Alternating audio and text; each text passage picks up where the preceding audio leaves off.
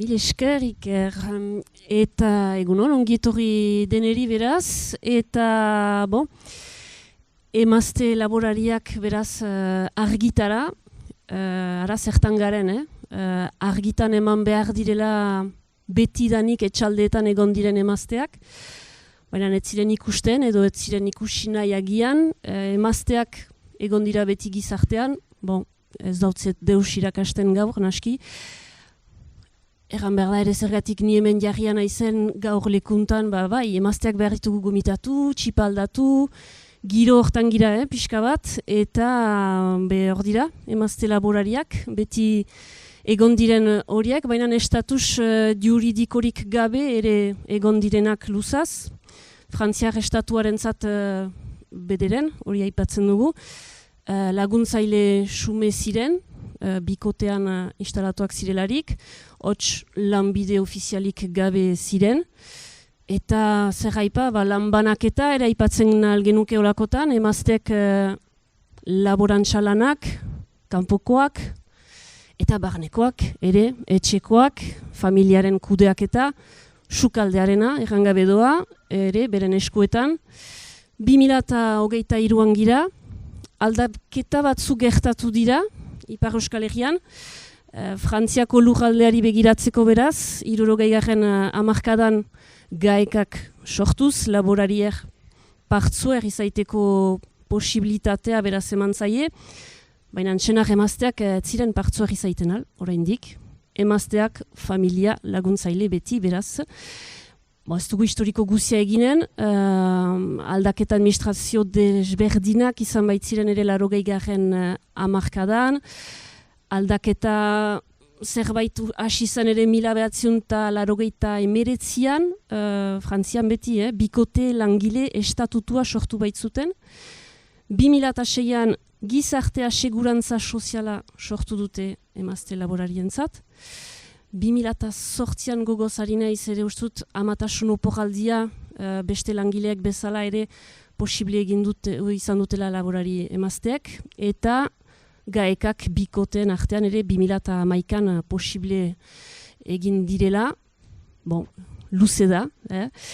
Oraingoari begira jarriko gira orain, eta geroari ere agian, administratibotik aratago laborantzan emazteak gerozta gehiago ikusten dira, egia gerozta gehiago aipatzen hartzaingoa, adibidez, fenomeno bat gertatzen dela edo, gizonak ikusteko usaia zen gehiago hartzain lan hortan, emazteak gerozta gehiago agertzen dira, argitara emana dira beden, eta laborari erakundeetan, sindikatuetan, zeleku dute emazteak, hori ere galdera hor da.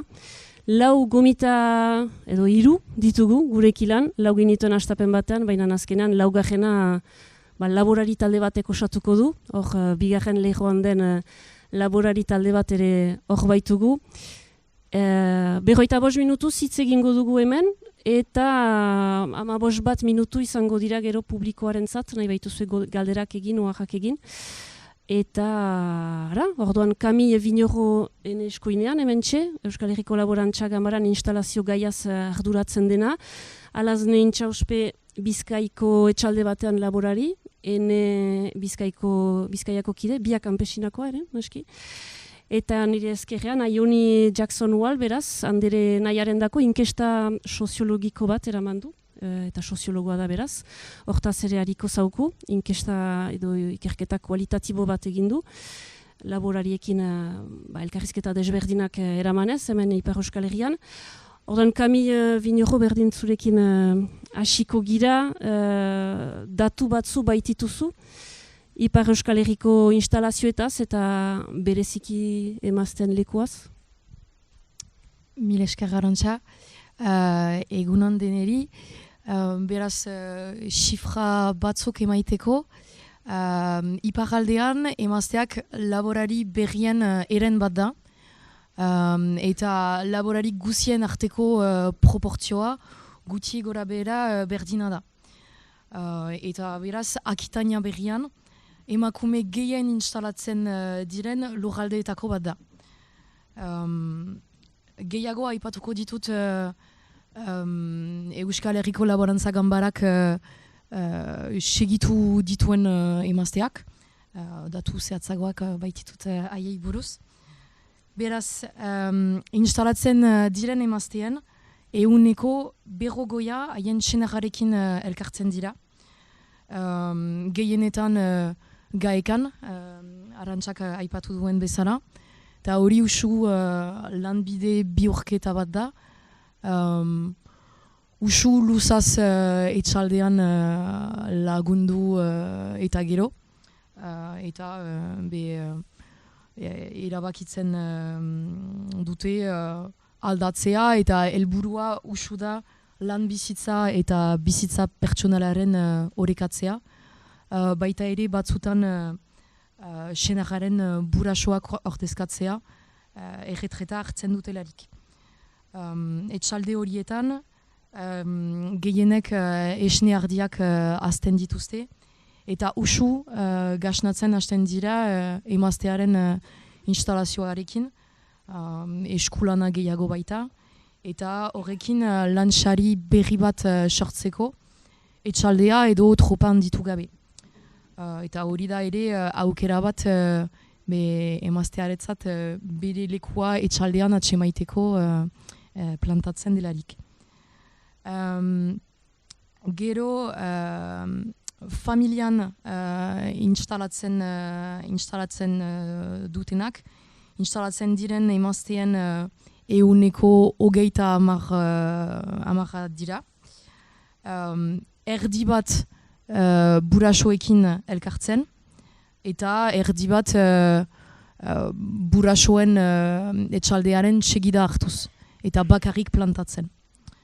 Beraz, burasoekin edo anaiak eben artean elkartzen dielaik, usu ere esne ardiekin, eta gasnatzen ere, eta usu erraiten dute zerbait elkartu nahi dutela etxaldeari, zerbait berri bat, eta kalitatizko ekoizpenak beraiek ekoizteko, beraz usu haiek hori ekartzen dute etxaldeari.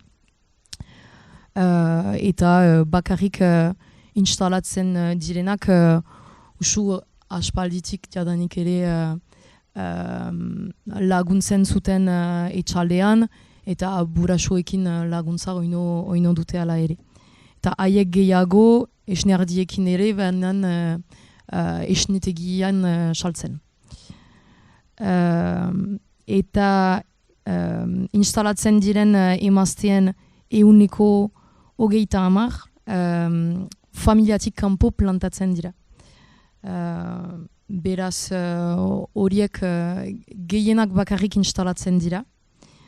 Edo beste norbaiten segida hartuz, usu ere esnerdiekin, edo etxalde berri bat sortzen, zerotik hasten, eta kasu horietan gehiago baratze gintzan, fruitu gintzan edo sendabelakak landatzen, usu azalera tipiago bat behar baitu. Beraz hori eta orokorrean bakarrik instalatzen diren emazteak ehuneko 35 dira. Beraz hori da zinez gizonak baino gutio. Bakarrik instalatzen diren gizonak kasik erdi bat dira. Beraz iduridu horrekin ala ere emazteak konfiantza pixkat gutio dute bakarrik instalatzeko. Usu erraiten dute konfiantza gehiago dute beste norbaitekin elkartzen dielaik. Baina usu ere konfiantza gehiago familiaren etxaldean plantatzen dielaik. Zenta haientzat betidanik etxaldean lagundu dute. Eta iduridu normala haientzat han lan egitea, eta konfiantza gehiago dute haien gaitasunetan hori egiteko. Familiatik kanpo instalatzen direnentzat, zailagoa, haien tokia atsemaiteko, frogak gehiago eman behar dituzte, laborantzan lan egiteko gai direla erakusteko. Haien iritziz. Beraz hori pixkat eta orokorrean ikusten da oino emazteak gizonak baino gutio instalatzen dira eta iduritzen zaut muga batzuk beste laborariek hori buruz mintzatuko dira, baina izaiten aldira laborantza ahloko gizon batzuen aurre iritziak, pentsatuz ez direla gai, baita ere materiala desegokia haien gaitasun fisikoentzat, egokia izaiten alda, baina orokorrean auto hori ez daina denentzat egokia egiteko. Eta ere batzuentzat borekatzea laborantzan hastea eta aurrak ugaitea lehen urte horietan eta badalan oino haien egoera erresteko eta hobekio horrekatzeko. Beraz hori. Milesker. Bai, milesker Camille Vignereau.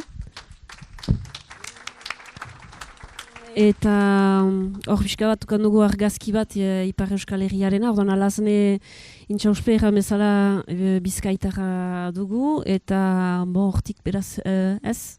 Orain Bizkaian instalatu den. Ados. Eta Bizkaian, Araban, Gipuzkoako probintziak hartuta, emazten presentzia, etxaldetan zoin den argazki bat egiten diguzu ere pixka bat? Bai, eskerrik asko bai olainet, izatez Gipuzkoarra naiz, baina bai, etxaldea Bizkaian daukagu eta Gipuzkoan ere zati bat baratzegintza biologikoa egiten dugu. Eta, lehenik eta behin eskerrik asko poliki hitz egiten saiatuko naiz. Ez da nire errexena, baina lehenik eta behin eskerrik asko gonbitagatik eta nola ez zorionak guzti hau antolatzeagatik, hor beran ikusten denagatik eta nik usten dut miresgarria dela guretzat gauza asko bezala hemen. Nik gaur pixka bat hegoaldean emakume baserritarraren tokia edo paperaz hitz egiteko historia pixkat nahiko nuke ez asko, 80. hamarkadara arte gutxi gora bera, hor dalako gure sindikatuak sortzen hasten dian momentua eta hortik dauzkagulako batekin eta besteakin hitz egiteaz gain, hortik dauzkagulako pixkat dokument ez du grabatzen, kanaldunek grabatzen du eta zure mikro horrekin ez du grabatzen. Honekin agian hobeki? Bai? Bai? Pareil ici, mais c'est pour l'enregistrement de Canal Dude. Bai? Jarraituko dut? Bai. Esaten nahi nintzen bezala, 80. hamarkadara ingo dut pixkat atzera, hortik daukegulako nolabait dokumentazioa edo ikusteko emakume baserritarrak zer esaten zuten, garai hortatik hasita ez. Esan bezala, sindikatuak sortzen hasten dianetikan, aipatzen da emakumearen garrantzia gure baserrietan. Eta aipatzen da aldi berean, gizonezkoari eskatzen zaiola baita ere gogoeta bat egitea. Eskatzen zaiola kontzientzi bat hartzea, bestea beste lan banaketan eta adibidez aipatu da bezala aurrak eskolara eramaten eta olako lan guztiak geratu dialako emaztearen edo emakumearen gain, baserriko lanaz gain. eta eskatzen da, beraz, guztion euruz hasiera hauetatikan hitz egiten hasten da. Emakumeek nolabait sentitzen dute ez daudela errekonozituta, garaioetan ez juridikoki, baina ez da ere ekonomikoki eta ez da ere sozialki. Hortaz, ja, hasiera 80. hamarkadatikan, hasiera hori borrokatzeko behar hori aipatzen da gure inguruan emakumeetan ere.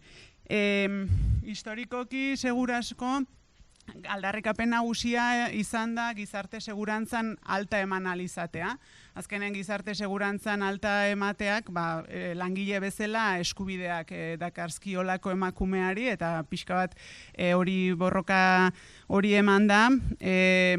Baserri munduan normalean pertsona batek alta ematen zulako edo pertsona bati alta ematen zitzaiolako eta normalean, posible zanetikan legalki emakumeari ere alta ematea, hala ere normalean gizonezkoari eman zaio altan eta emakumeak gelditu da, lehen aipatu den bezala, laguntza familiar hortan, rekonozimendu gabe, ikusgarritasunik gabe eta abar, ezta.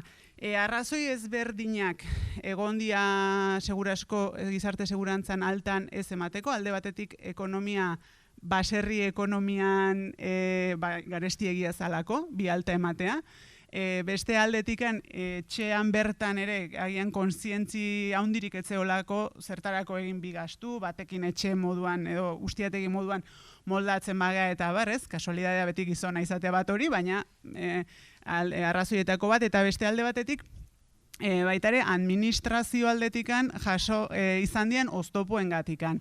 Eta ja naizei 80. hamarkadaz. 2002an Gasteizen 30 bat emakumek salatu zuten azkeneko 2 urteetan administrazioko lehiatian ukatu egin zitzaiela altan ematea, argudiatzen zielako administrazioak etxalde horretan, edo, hobe esan da, etxe horretan, etxeoko gizonak, etxetik kanpo lan egiten zula, etxekotik kanpoko soldata diru sarrera handiagoa zala etxe horretan, etxaldeak sortzen zuena baino, eta beraz, etxeko jarduera nagusia etzala baserrikoa. Hortaz, ukatu egin zien altan eman alizatea.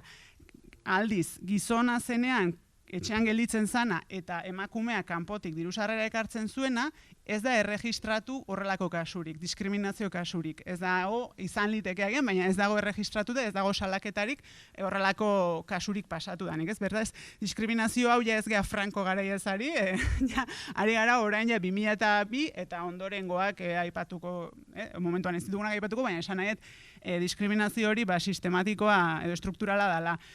Aipatu behar dugu, 80. hamarkada arte, emakumeak etzeukan titularkide egiteko eskubiderik.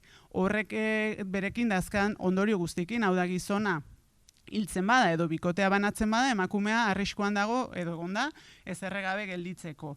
Beraz, borroka nagusia bai izan da emakumeen polikigoin berret ez da, markatu eskezin de polikigoin. Beraz, zaten una, borroka nagusia bai izan da eskubide profesionalak lortzea emakumeena gure inguruan. Borrokaen ondorio, eta administrazioak bere borondatez ez ditu gauzak egiten, beraz borroka horren ondorio izan dira, Estado mailan eta gizarte mailan 2007an berdintasun legea onartzen da, 2011an Estado Espainol mailan baitare, 2008an nekazaritza eta elikagaigintza politika egiten da Eusko Jaurlaritzan, eta hor atal berezi bat dago emakumeari dagokiona, titulartasun partekatua hitz egiten dena eta abar, 2011an Estado mailan berriro titulartasun partekatuko legea sortzen da, eta 2015an EAen, komunidadean esan nahi dut, EAen bai, estatuto, emakume baserritarraren estatutua. Beraz, juridikoki bagoaz garaipenak egiten borroka honen ondorioz, gure aurreko emakumeen borrokaren ondorioz, gero beste gauza bada, ze garapen daukaten politika horiek, ze baliabide jartzen dian, ze konpromiso dagon, eta benetan ze esan nahi dut, zemateraino ematen zaien, eman dezaketen guztia ematen duten, ezta? Baina, gaur egungo egoera eskatu diatenez, ez dut nahi ikuspegi ezkor bat eman, baina Eustaten datuen arabera, Euskal Estatistika Erakundearen datuen arabera, ustiategi kopurua, EAen, nekazal zentsu bat egiten da, 10 urtean, 2008koa da azkena, aurrekoa 2009koa, 2008 eta 2009ko datuak alderatzen baditugu, ustiategi kopurua nekazaritzan 21,8% jaitsi egin da. Eta landutako lurren azalera 5,4 bat jaitsi egin da. Hau da, biak jaitsi dira, baina ez aldi berean. Horrek zer ematen digu ulertzera, ustiategi gutxiago daude, baina dauden ustiategiak handiagoak dira. Beraz, konzentrazio bat ematen ari da. Bestaldez, ganaderitzara bagoaz, berdina pasatzen da. Ustiategiak gutxiago dira, eta ustiategiak daudenak handiagoa dira, konzentrazio handiena txerrietan eta hegaztietan ematen delarik. Ustiategi buruen datuetara bagoaz, 2008an ustiategi buruak emakumezkoak dira 24,5%. Eta 2009an ziren 54,5%. Beraz, emakumeen ustiategi buru diren emakumeak 10% jaitsi egin dira. Honekin zer ondorioztatzen dugu? Ustiategi gero eta handiagoak, emakumearen presentzia gero eta txikiagoa. Ez da emakumearen toki naturala industrializatutako edo sistema intensibora dijoazten eredua, ez da. Emakumearen eredua, Hego Euskal Herrian emakumea eredu txikiagoan dago. Koajek, estado mailan Koaj sindikatuak, abeltzaintzari buruz berriki egin duen ikerketa baten arabera ere, datuak berdina esaten dute. Azken batean, txerrien sektorea da, emakume gutxien dagoen sektorea, eta haragitarako behiak, ardiak eta hauntzak da emakume gehien dagoen sektorea. Beraz, pixka bat dator berdina esatera. Emakumea gehiago dago eredu txikian, kapitala eta bizitzaren talka horretan gehiago dago bizitzaren partean edo sistema honentzako hain garrantzitsua ez dan alde horretan, ez da? Bizitzaren bermatzeko modeloetan edo ereduan dago gehiago. Eta zer gertatzen da, gurean ere azken baten ez daude instalazio berriak emakumenak, bai daude instalazio berriak emakumenak. Emakumeak hor gaude, txikitik eragiten eta baina zer gertatzen da.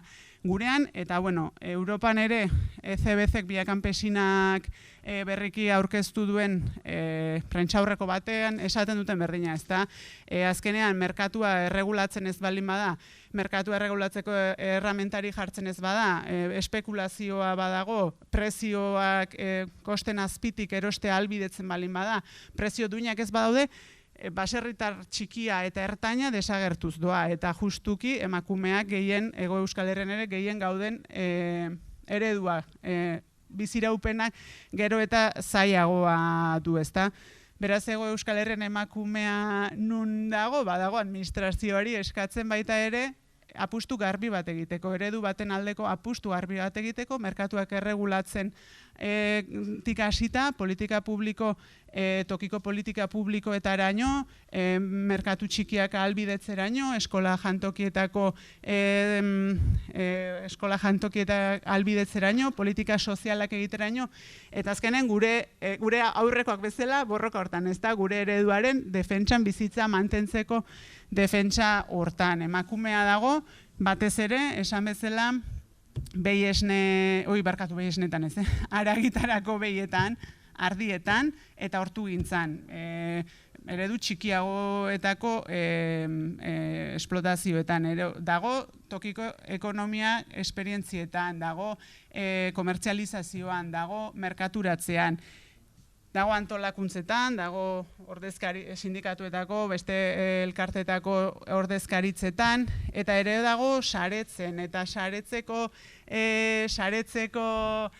adibide bat bezala, esango nuke, azaroaren 30an dago Hego Euskal Herrian deituta, gure deitzailea gara, greba feminista orokorra. zaintza sistema publiko eta komunitario bat aldarrikatuko duen greba bat da. Eta hor baserritar moduan ere, emakume baserritarrak erabat tartean sentitzen gera, eta gure aldarrikapen nagusi bezala txertatu nahi izan deguna izan da, ezin degula zaintza sistema batetaz hitz egin, elikadura osasuntsu baterako eskubidea bermatu gabe, eta ezin degula zaintza sistema publiko batetaz hitz egin, ez balin bagera hitz egin, aurretik ez balin bagera hasten bizitza beraren zaintzaz hitz egiten, hau da gure animaliak, lurra, haziak, elikatzen gaituena eta guzti hori. Beraz, eskerrik asko, hegoaldeko emakumea, hortxe gaude, orain dela hainbat urte bezala, gure eredua mantentzeko borrokan. Eskerrik asko.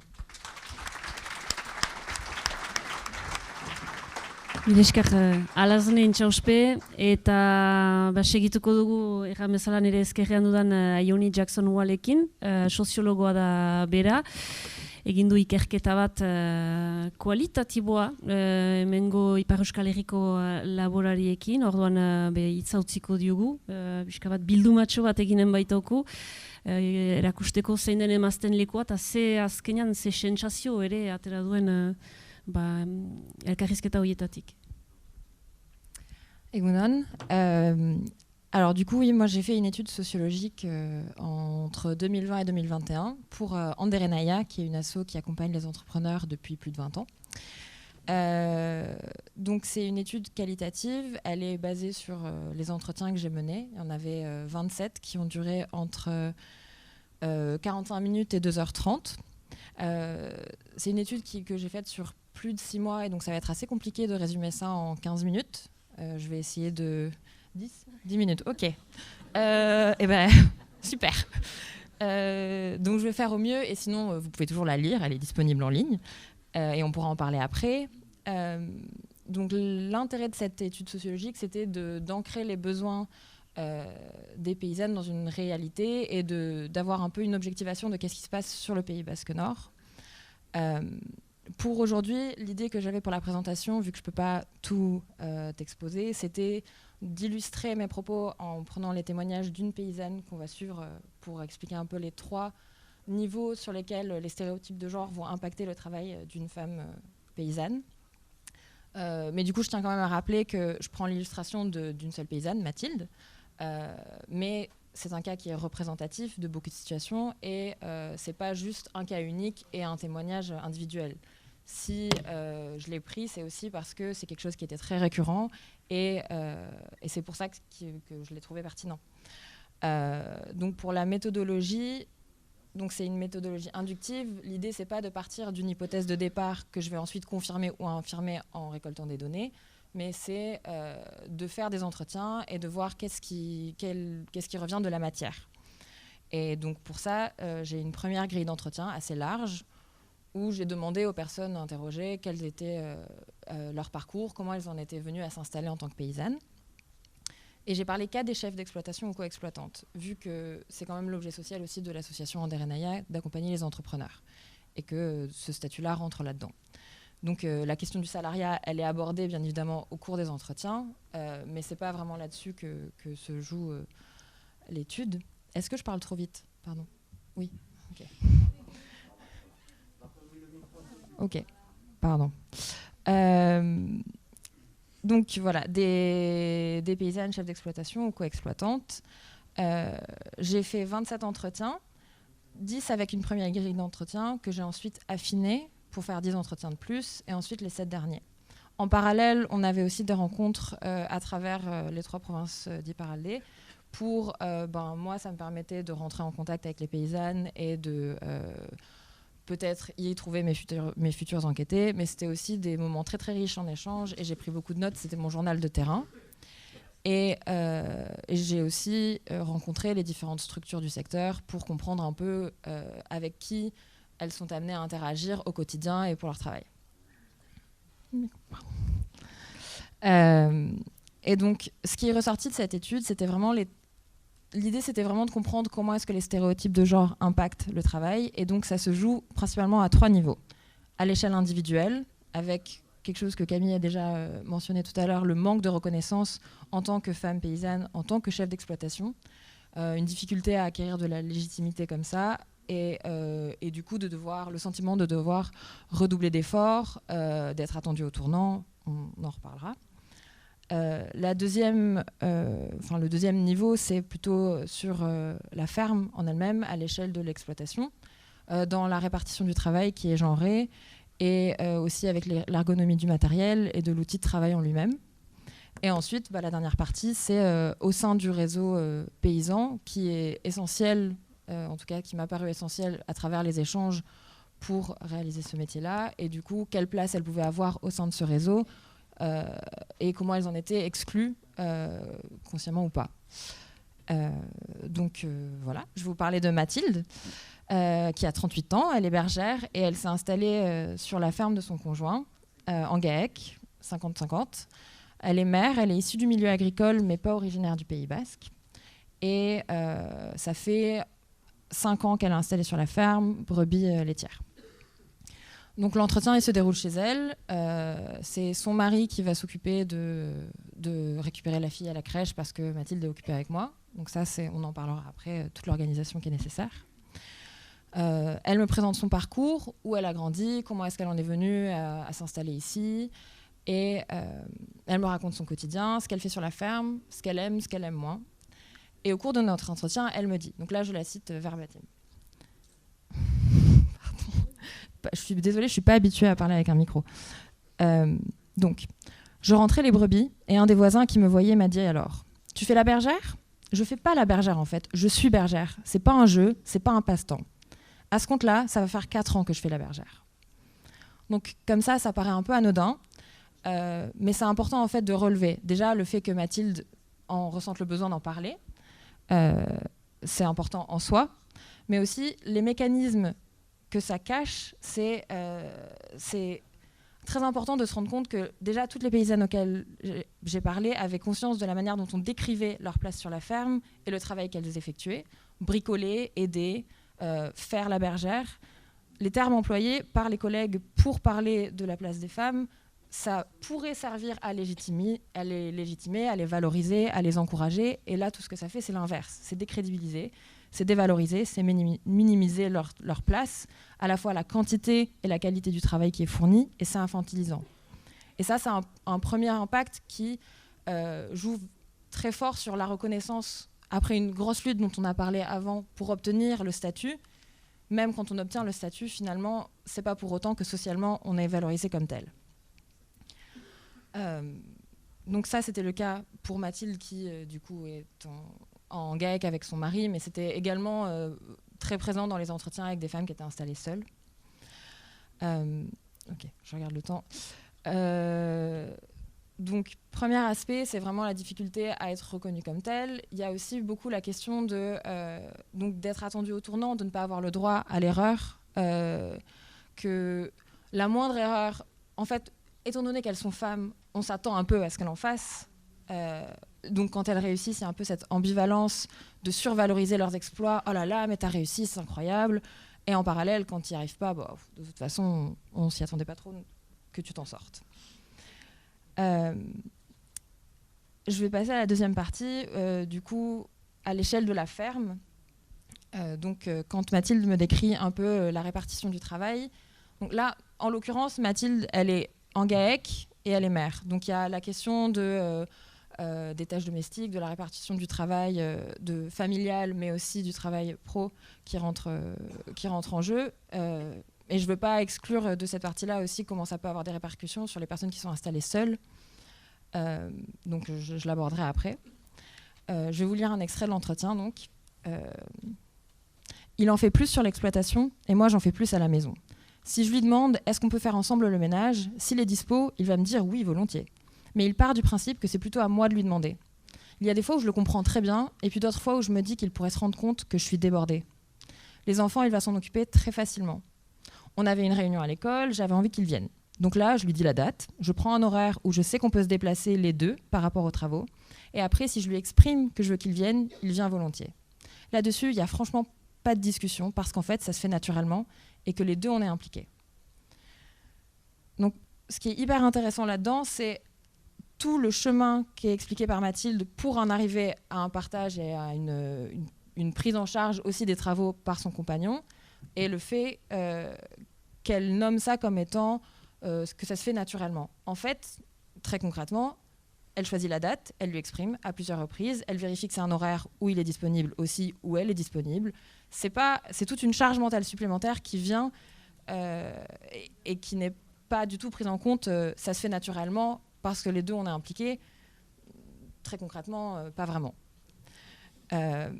Elle me l'a dit aussi pour l'organisation de l'entretien qu'on a fait chez elle, qu'elle avait prévu un créneau, un moment où elle avait vérifié, ses parents n'étaient pas disponibles. Enfin, c'est toute une organisation, une logistique à prendre en compte.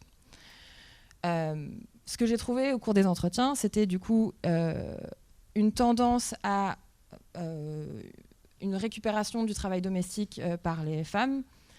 C'était assez intéressant de voir comment l'organisation se faisait dans les fermes où, à la base, la femme travaillait à l'extérieur et le mari étant sur la ferme, prenant plus en charge ces choses-là. Mais quand elle arrive sur la ferme, tout de suite, il y a un glissement et c'est elle qui prend, elle recule un peu au niveau du travail de la ferme. Donc, une inégale répartition de ces tâches-là. Et ensuite, quand on regarde aussi les travaux qui sont très liés à la ferme, de même, une répartition assez genrée du travail avec les travaux qui sont associés à la force physique, qui sont tout de suite attribués aux hommes. Et en soi, ce que je trouve intéressant à nuancer là, c'est pas qu'on divise le travail pour des raisons d'efficacité, aussi de choix, de goût, c'est pas tant un problème. Par contre, ce qui est intéressant, c'est que la valeur et la valorisation sociale qui est accordée à certaines tâches n'est pas la même. Et historiquement, la valeur va être accordée aux tâches qui sont physiques, qui sont visibles et qui sont le vrai travail, avec des guillemets, paysans, et qui du coup sont plus attribués aux hommes. Et à l'inverse, tout ce qui est un peu en coulisses, qui va être d'office attribué aux femmes, va être dévalorisé. Et c'est là où c'est problématique, et aussi à partir du moment où on a envie de s'approprier une part de travail qui est plus physique et qu'on re-rentre dans ce truc d'incapacité, des stéréotypes de seulement quelqu'un avec un certain gabarit est en mesure de faire ce travail, etc. Et tous les préjugés qui vont avec ça. 2 petites minutes. Oh, waouh, ok. Ben, je vais passer du coup à la dernière partie. Mais on pourra rediscuter. Enfin, il y a plein d'autres choses à dire, mais voilà. Du coup, c'est dans les réseaux paysans. Donc moi, ce que je disais au début, ce qui m'a marqué, c'était de voir l'importance du réseau, parce qu'en fait, n'étant pas du milieu n'étant pas du milieu agricole ni du coin, j'avais plus cette image d'un isolement géographique. En tout cas des personnes qui travaillent dans l'agriculture. Mais en fait, il y a beaucoup d'échanges pour le matériel, pour les coups de main, des moments assez festifs, ou en tout cas de chantiers un peu collectifs. Et du coup, c'est hyper important de pouvoir se faire ce réseau-là. Et de fait, il y a aussi tout ce qui est syndicats et structures. Je pense au CUMA, par exemple. En tout cas, il y a des lieux de décision et de pouvoir dans lesquelles les femmes sont encore invisibilisées et peu présentes. Et donc, là où essayer de comprendre pourquoi elles sont exclues, c'est pas... Est-ce que... Ouais, j'attends.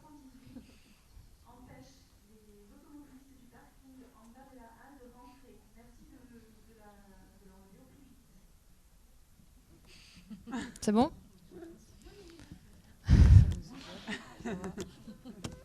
Ah non.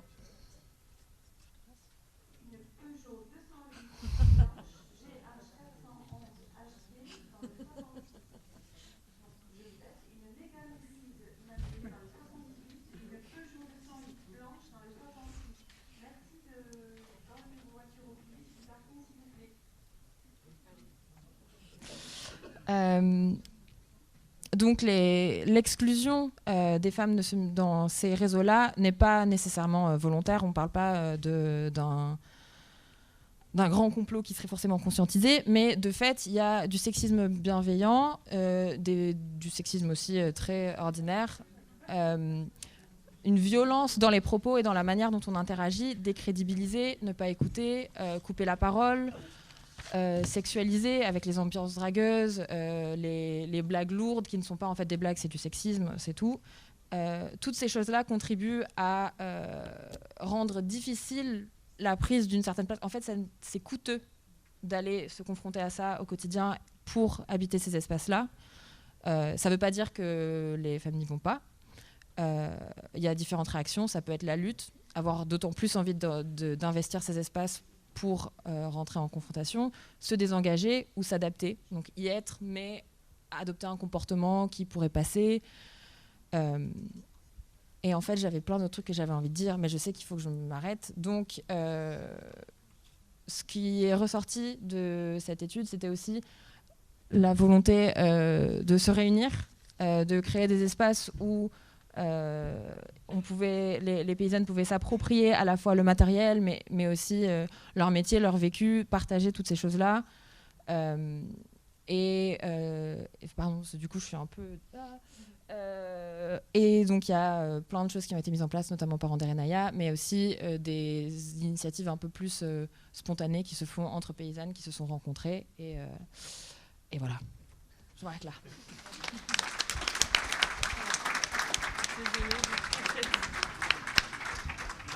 Bon, mil esker, Aioni Jackson-Wall segituko ginuen, on aurait continué encore. Zure entzuten, baina justu denbora mugatu baita, eta sustut errandut astapenan bagenitula 4 gomita berez, oartu ziste 3 direla nire inguruan, baina laugarren gomita azkenean hor aintzinean da. Badira 5 laborari ondoan jarriak eta egia ringarria dela pixkat bai, pertsona bat osatzen dutelaren sentsazioa ere emaiten dute.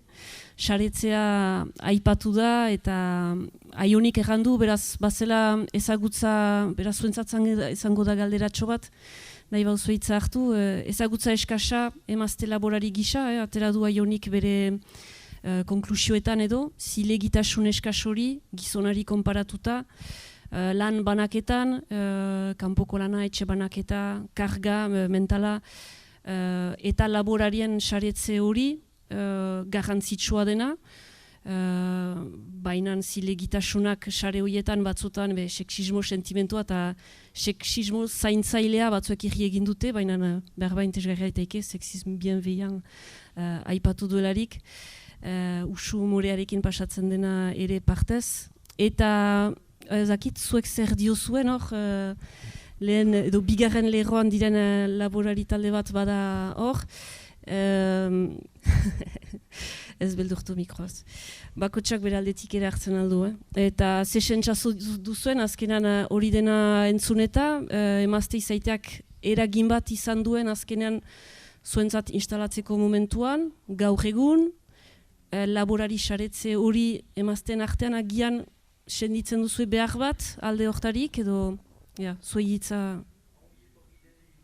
usten bat dautzuete.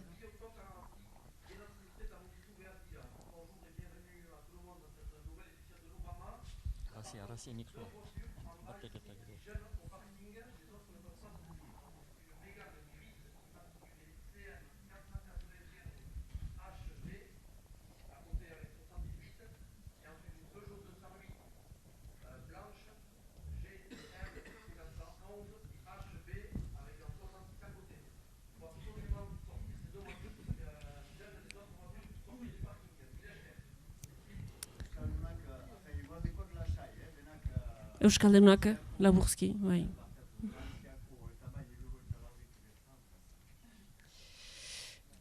Orduan, zuei hitza, berdin? Nadia, are. Are, hartu. Ongi pasako da. Hor gira hitz egiteko. Hartu. Are, hasi Nadia eta gero beste norbaitek segitzen aldu. Bon, frantzesez inen dut.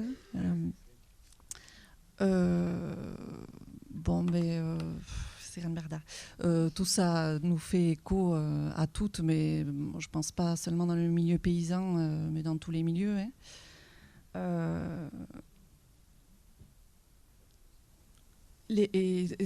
En fait, cette bienveillance, les caps de bienveillance se cumulent quand en plus on n'est pas forcément paysan de naissance, de formation, que c'est le cas d'une reconversion ou que c'est des femmes qui ne viennent pas forcément du cru.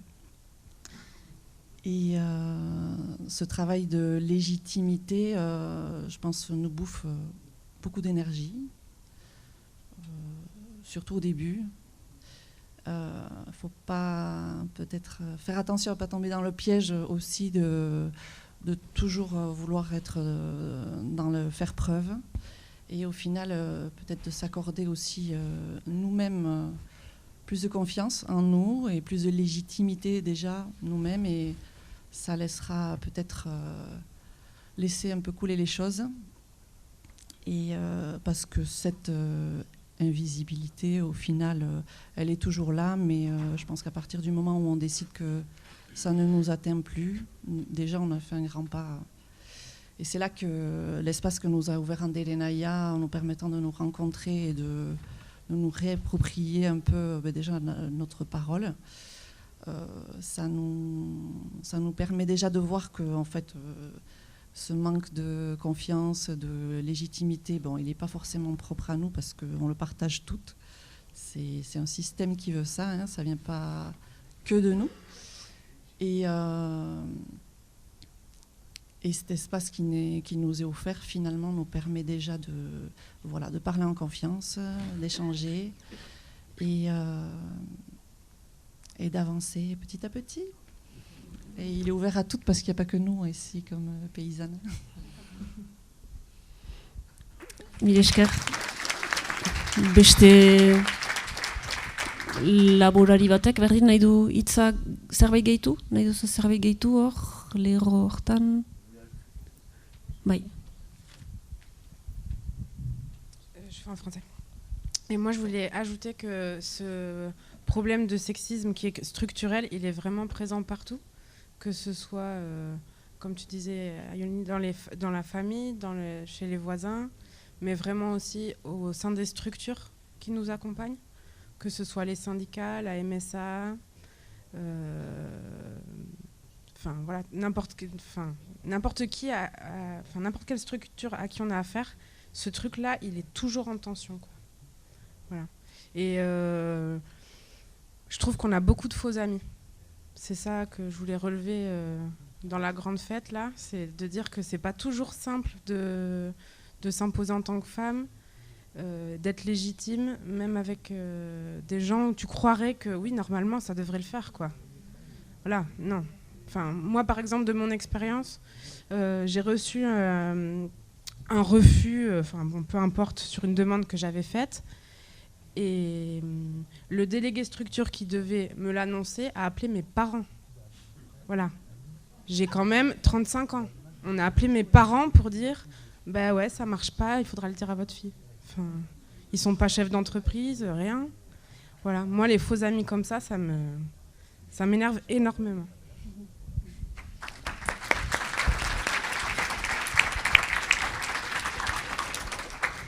Badalana beraz, hainitz, nahi duzue beste ohar bat egin, hor publikotik galdera bat, gure maileko kideer agian, jende pixkat bada, ez beldurtu ohar bat.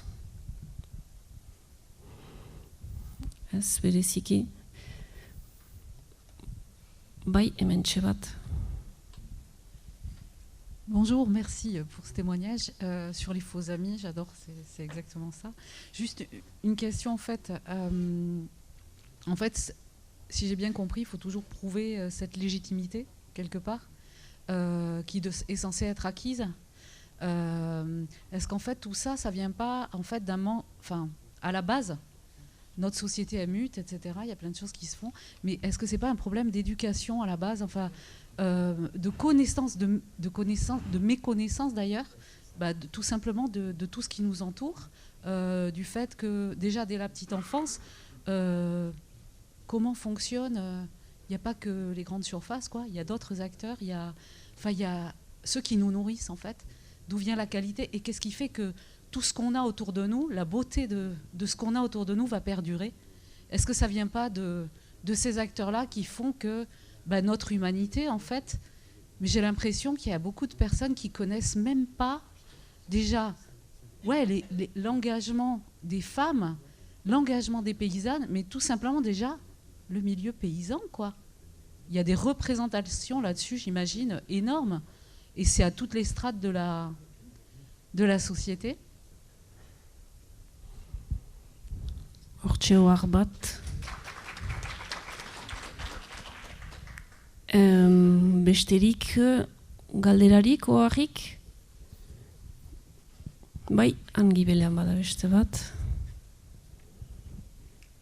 Bonjour, je voulais juste te dire que la personne qui vient de me donner le micro m'a dit hier, il y a un truc qui est génial, c'est qu'il y a un paquet de mots qu'on n'a jamais entendus à l'Orama et qui ont été prononcés aujourd'hui.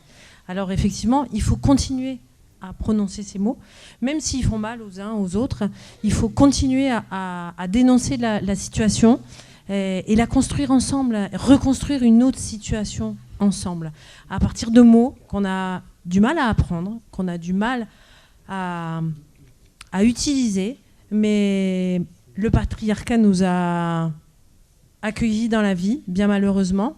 J'espère qu'on saura l'enterrer avant que nous soyons morts, mais il faut oser parler et oser dire que oui, on ne sait pas.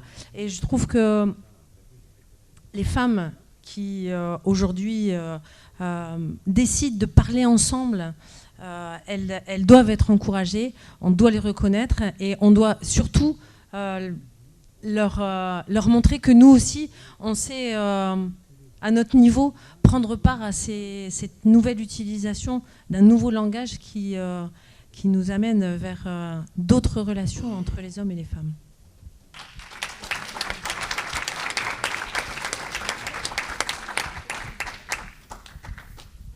Beste ohar galderarik? Bai, utzi behar da beti, zonbait segundo. Ça va être très court. Ça manque de jeunes hommes dans cette salle.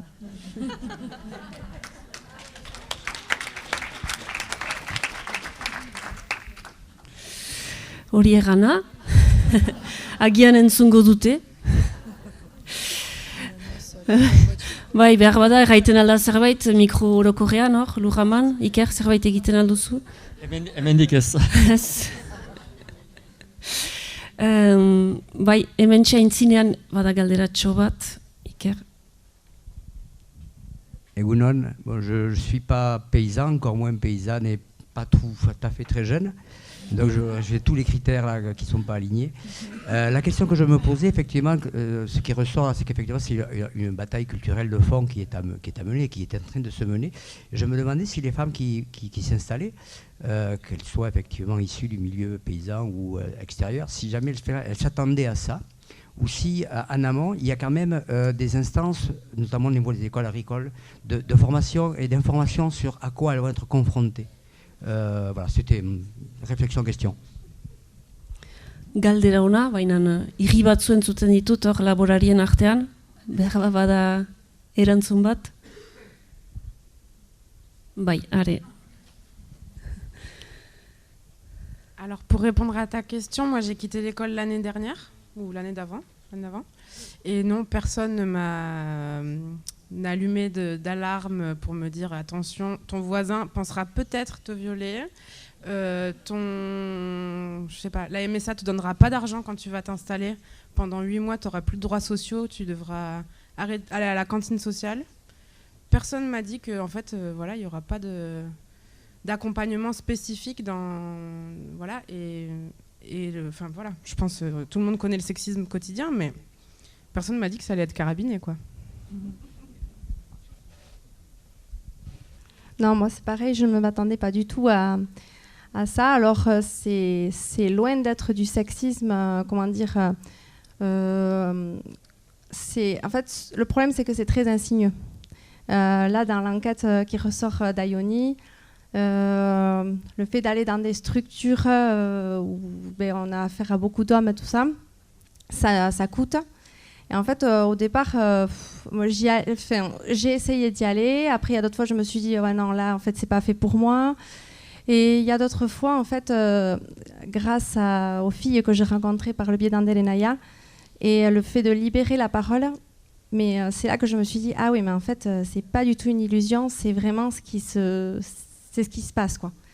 Donc, c'est en nous donnant la parole, en fait, je me dis qu'on va peut-être pouvoir avancer, parce qu'il faut que nous-mêmes, on puisse mettre le doigt où est le problème, pour pouvoir trouver des solutions. Voilà, parce que je ne pense pas que la gente masculine soit contre ce fait-là, mais c'est juste qu'il faut leur en faire prendre conscience que des fois, pour nous, c'est un véritable effort que ça demande.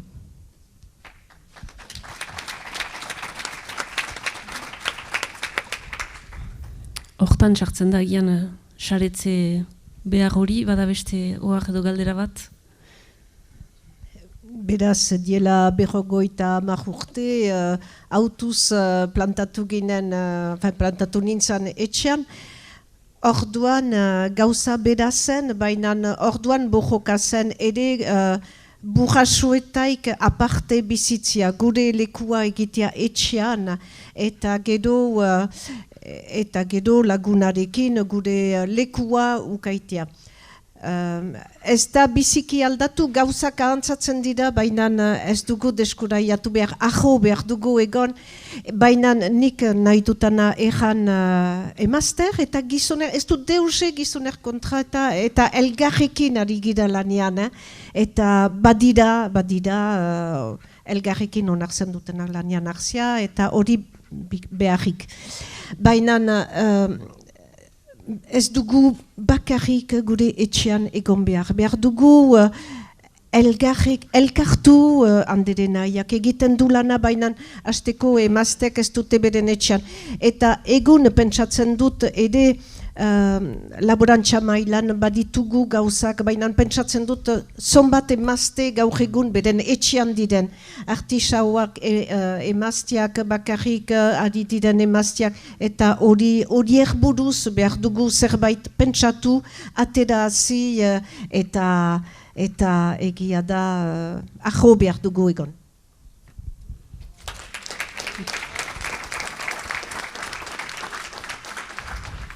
Mil esker zuri eta publikotik erten dut oharrik baden, baina hemengoen gandik ere, nahi bauzue zerbait ohar edo zerbait gehitu, alazne Kami edo Aioni.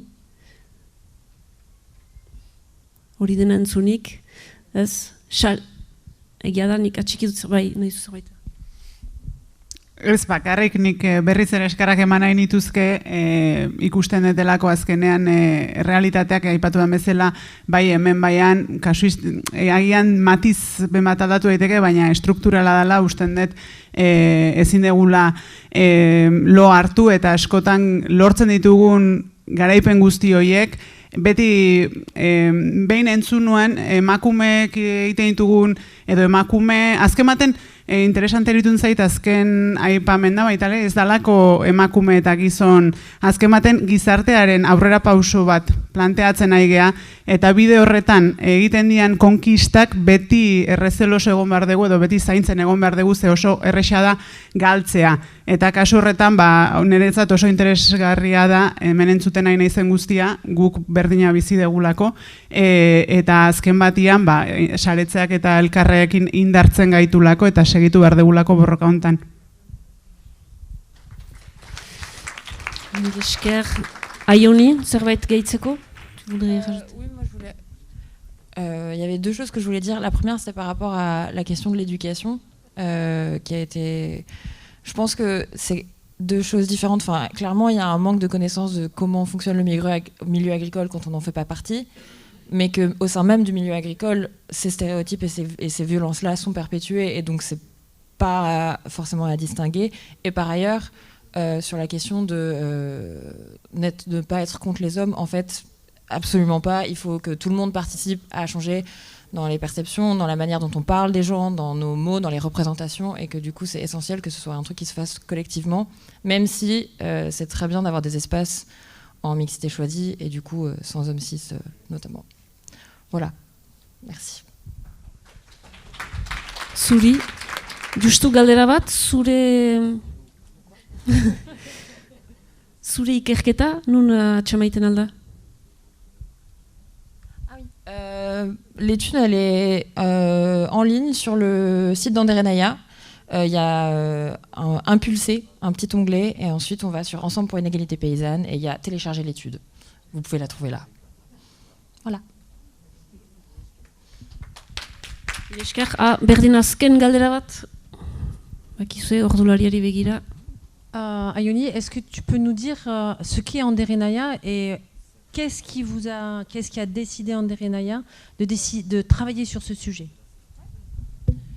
Anderenaya, c'est une association qui accompagne les femmes porteuses de projets depuis plus de 20 ans dans le territoire. Donc c'est sur les questions de confiance en soi, de légitimité, de mise en réseau, mais aussi la question des financements, parce que souvent c'est un truc un peu tabou ou en tout cas très compliqué d'aller chercher de l'argent quand on veut monter un projet, comment est-ce qu'on valorise son travail, etc. Et elles ont, dans les personnes qu'elles accompagnaient, remarqué une augmentation du nombre de femmes qui s'installaient dans des projets agricoles. Et donc ça les a un peu questionnées. D'autant plus ici, étant donné la quantité de structures existantes, de comprendre pourquoi en fait ce public-là s'adressait à elles. Et donc, pour comprendre, elles ont décidé de faire appel à une personne extérieure pour faire une étude sociologique et objectiver un peu tout ça. Et donc moi, j'ai été recrutée pour ça. Et j'étais encadrée aussi par, que je n'ai pas nommé, Francis Jaurès-Guibéry, qui est sociologue et professeur à l'université de Pau et des Pays de l'Adour. Du coup, qui a suivi le travail, on a bossé ensemble. Enfin, il a encadré la méthode, etc. Que je remercie d'ailleurs, et j'espère qu'il va bien. Voilà. Ça répond à la question. Oui, Camille. Azken gauza bat, sur sur la question de que les femmes fassent pas contre les hommes, mais avec les hommes. Je pense que quelque chose qui peut donner confiance aux femmes, c'est de prendre conscience du rôle qu'elles jouent dans l'agriculture, de ce qu'elles peuvent apporter. On parlait des réseaux, des collectifs. Qu'est-ce que ça apporte quand des femmes rentrent dans ces collectifs et pourquoi ça a du sens de s'y faire une place. Et sur un sujet, par exemple, tout à l'heure tu évoquais Ayoni, l'ergonomie du matériel. Je me souviens d'une réunion où il y avait des femmes qui disaient oui, du coup, nous, physiquement, en termes de matériel, on a dû s'adapter parce que le matériel des hommes n'est pas adapté pour nous. On doit se trouver des astuces. Alors, au début, le regard des hommes, c'est de dire voilà, physiquement, vous voyez, vous n'êtes pas capable, quoi. Et en fait, finalement, ils se rendent compte avec le temps que l'astuce, elle est quand même pas mal pour pas se casser le corps sur le long terme, quoi. Et que les femmes vont devoir réfléchir à comment adapter les choses pour elles-mêmes, parce que elles peuvent tout à fait faire le travail s'il y a des moyens qui sont mis en œuvre pour que la ferme soit adaptée à leurs besoins et à leur manière de travailler. Et quelques temps après, il y a des hommes qui peuvent bien se rendre compte que ça les arrange aussi, ces choix qui ont été faits, et qu'on n'a pas toujours besoin d'être dans des démonstrations de virilité et de force, et qu'il y a aussi un peu le fait de se dire que c'est les travaux les plus physiques qui sont les travaux valorisés. Non, en fait, c'est quoi la valeur du travail de ce que vous faites sur les fermes, et de réclamer cette valeur qui est créée à toutes les étapes et pas juste dans les boulots les plus physiques. Voilà, la conscience de ce que chacune et chacun peut apporter sur la ferme, et que tout ça, c'est complémentaire, quoi.